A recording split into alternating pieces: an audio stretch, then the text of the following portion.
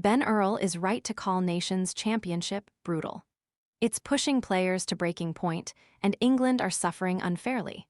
But here's why it's here to stay despite World Rugby's vow, writes ALEX BYWATER. In March, after England were beaten by Italy for the first time in Six Nations history, the forward's comment that his team played pretty well was at best wide of the mark, and at worst badly deluded. This time, however, Earl isn't wrong. Is your pet ignoring the water bowl? The Veckin Pet Fountain keeps water circulating and uses 5-stage filtration to improve taste and reduce impurities. Want to check today's Amazon deal? Scan the QR code now or visit grabdeal.us/5 before it's gone.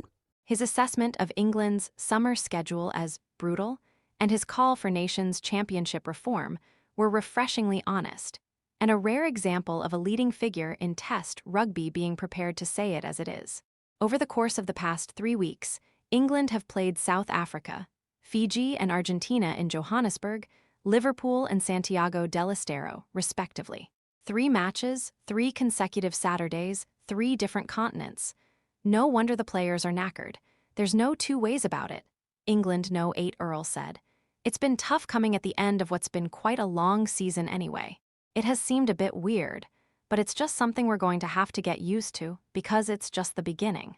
We just get told where to go and where to play.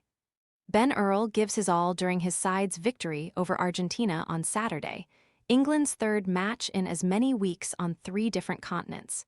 Tom Curry, Luke Cowan-Dickie, Marcus Smith, and Tommy Freeman of England enjoy a well-earned sit-down after the win over Argentina. It is unlikely the Nations Championship, which was introduced for the first time this summer and will conclude in November, is going anywhere. It is slated to take place biannually, and the £90 million broadcast deal its organizers struck with ITV has undoubtedly raised significant revenue for the game. But at what cost to those who take to the field?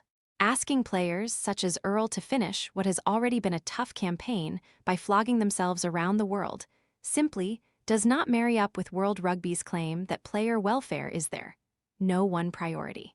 If it was, the players would be looked after better. Good on Earl for calling out this important issue. Other players and coaches have failed to do so, afraid of rocking the boat and antagonizing the Six Nations and SANZAAR, a consortium of the South Africa, New Zealand, Australia, and Argentina governing bodies, who run the new competition. The Nations Championship has been introduced as a means of packaging traditional summer and autumn fixtures into a cross-hemisphere competition, replacing traditional tour. The next set of fixtures will take place across Europe in November and will conclude with a finals weekend at Twickenham. I believe there is sporting merit in the tournament. However, on the evidence of the first 3 rounds, it is asking too much of the players. Further, it is clear that the demands are tougher for those from the Northern Hemisphere. The travel demands England have been put through this summer have been significant. The huge amount of time spent in the air leaving Steve Borthwick's side little time to train ahead of the rigors of Test rugby. Wales have been from Cardiff to Argentina and then South Africa. How can you expect players to perform at their best on such a schedule? When New Zealand arrive in the north this November, they will face Scotland, Wales, and England. For South Africa, it's Italy, France, and Ireland. It is clearly not a level playing field for the 12 competing teams. Why would we not all be playing in one country? Earl said. So, you just don't travel, you go to one nation and have that festival feel. But I'm not paid to make those decisions. Noah Kaluori scores against Fiji for England, who have been flying here, there, and everywhere over the last 3 weeks. England started off their Nations Championship with a tough match against South Africa at altitude in Johannesburg.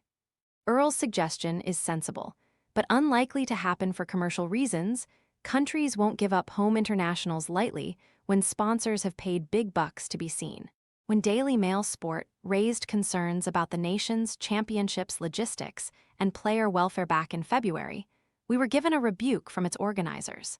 We were told the demands weren't higher than previous years, that travel concerns had been listened to, and that support, such as chartered planes, had been laid on.